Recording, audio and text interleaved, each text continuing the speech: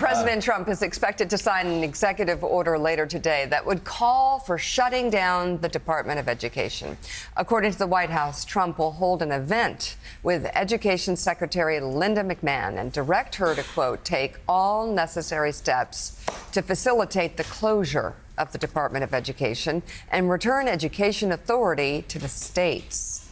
To be clear, the president does not actually have the power to formally close the department by himself. That would require an act of Congress. However, Trump can make it nearly impossible for department employees to carry out their work, as shown by McMahon's recent move to cut its workforce in half. Ask Elon Musk. So how does this work when you let Florida or Utah or Ohio run education? You know, when we were talking about it, if you had asked Jeb Bush, how's it work? Jeb would say, well, here's what we're doing in Florida. If you ask Mitt Romney in Utah, how would you use this money? He'd say, this is what we're doing. George Voinovich in Ohio, they'd go down the list.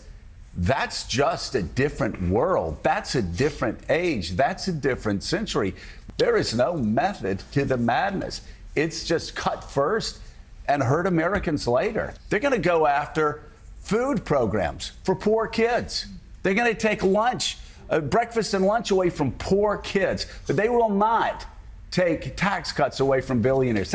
If you're the Democratic Party, I just got to say, if you're the Democratic Party and you can't win, Correct. you know, please go sell used cars because you're in the wrong business. You're right. I mean, Musk is cutting so fast and so indiscriminately that not only has he had to say, like, okay, well, we've made some mistakes, but some of the highest people in the administration have. J.D. Vance over the weekend was like, yes, Musk has made some errors here. There are some government workers who do good jobs. We want them to stay.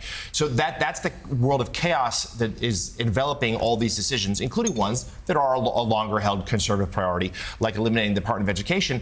And there's a real sense here of what happens when this goes back to the states, particularly for students who have learning disabilities, who have learning challenges, special needs students. Those are the ones who may suffer here without these protections. And what's also, let's think of the timing here. We're coming out of a period of extraordinary learning loss because of COVID and because of remote schooling. Right. And now potentially you're setting the education systems across this country into more disruptive times. At the worst Who knows time. how that will affect students? At the worst